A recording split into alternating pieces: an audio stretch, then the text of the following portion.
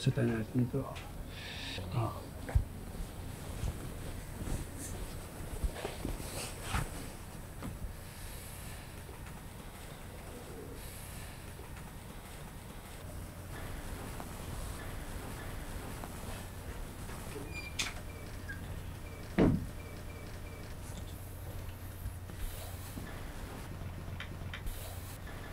Magandang araw sa inyong lahat. Ngayong araw na to ay nandito tayo para talakayin ang reklamo na isinampa ni Mrs. Lydia Soriano laban kay Father Anjo Ladera. Layunin ng preliminary investigation na to na i-determine kung may sapat na ebidensya o probable cause upang matuloy ang kaso na isinampa ni Mrs. Soriano sa korte. Mrs., meron po ba kayong karagdagang detalye kung bakit dapat kasuhan si Father Anjo Ladera ng negligence o violation of Article 2176 ng Civil Code? Sir, namatay po yung anak kong si Dina dahil sa kapabayaan ng paring yan. Lumapit po kami sa kanya dahil akala po namin makakatulong po siya sa amin. Sinabi ko po sa kanya na sinapian po na masamang espiritu yung anak ko. Imbis na pagalingin po niya, namatay po yung anak ko dahil sa kapabayaan niya. Paano niyo nasabing sinapian ang anak ninyo?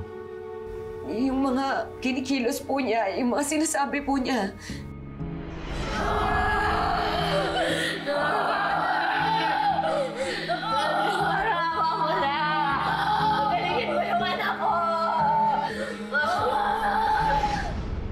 Yung punong kahoy daw po, lason, sakit. Pinaparusahan daw po kami.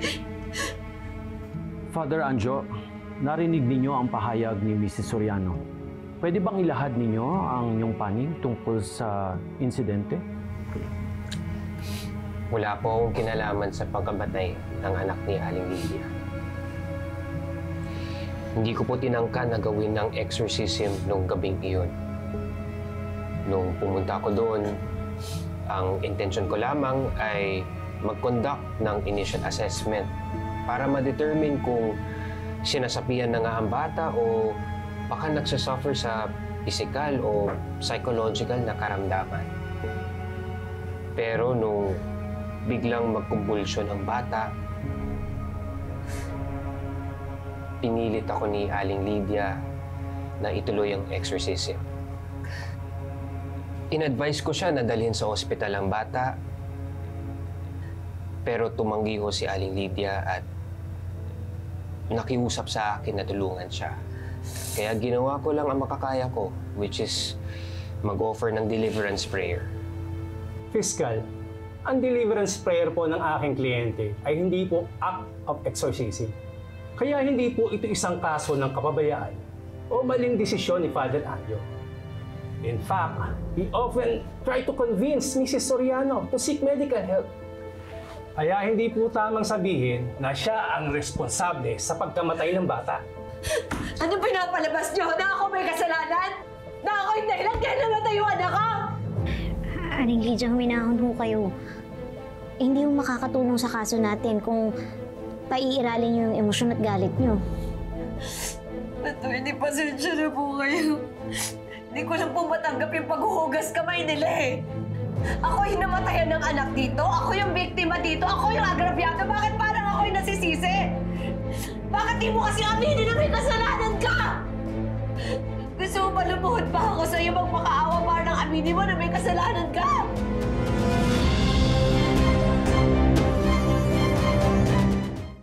You are quite lucky, Attorney Alon. Bukod sa minor cuts and bruises, wala kang na-sustain na fractures or concussions. After you get some rest, I can sign the discharge papers para makauwi ka na. Thank you, Doc. Thank you po, Doc.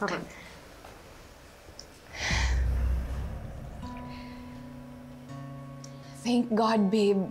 At hindi malala yung injuries mo. I was so worried about you. Stop worrying, okay? Importante, ligtas ako.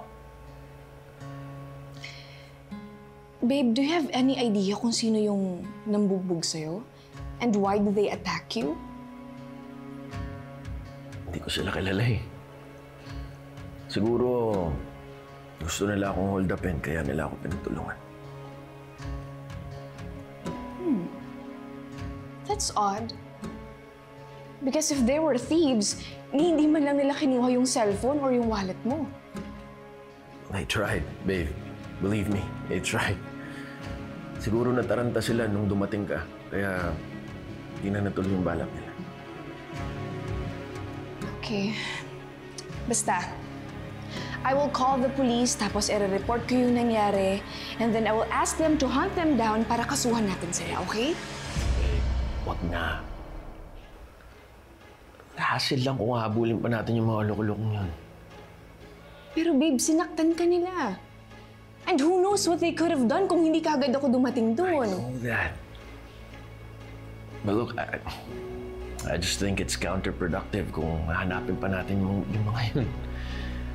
As it is, babe, hirap na nga tayong i-manage yung time natin between work and our wedding preparations. Well, I really think what we should do now is focus sa nalalapit natin kasal. Na tayo magdagdag pa ng mga distractions. I'm fine.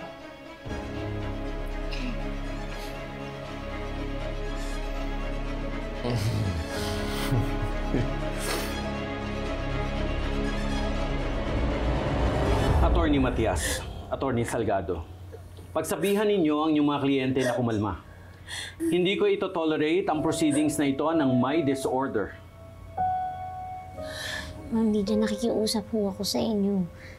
Kontrolin niyo ho yung emosyon niyo. Wala ho tayong ma-achieve kung ipagpapatuloy yung pakikipagtalo niyo sa kanila. Attorney, pasensya na po kayo pero hindi ko pumapalagpas na ako pa yung pinapalabas sila na may kasalanan dito! Hindi ko ho kayo sinisisi, Aling Lydia. Wala naman ho may gustong mamatay si Dina. Pero gusto ko lang linisin ang pangalan ko sa maling ibinibintang ninyo. Wala ho akong intensyon makasakit. Magandang loob pa nga ako na tulungan kayo. Kahit malinis yung intention mo, malaki pa din yung pagkukulang mo kasi hindi mo sinabi na konti lang yung karanasan mo sa exorcism. Kaya deliverance prayer lang ginagawa mo. Hindi nyo ho naiintindihan, Aling Lydia. Labas ho dito kung baguhan pa lang ako o matagal nang nag-handle ng exorcism. Sinunod ko lang ang protocol ng simbahan at hindi ko yun ho maaaring labagin. Pero Aling Lydia, alam ng Diyos na gustong-gusto kong iligtas ang anak niya. Huwag mo isali yung Diyos sa usapan dito! Ha? Dahil puro kamalasan at kasamaan lang yung meron dito! Dahil kung talagang meron Diyos, yung Diyos mo, bakit niya gagawin yung kay Dina, ha? Bakit niya kami pagdudusahin? Bakit kami aabandonahin ng tatay niya? Kung talagang may Diyos, sabihin mo sa kanya, buhay niya yung anak ko, buhay niya yung anak ko,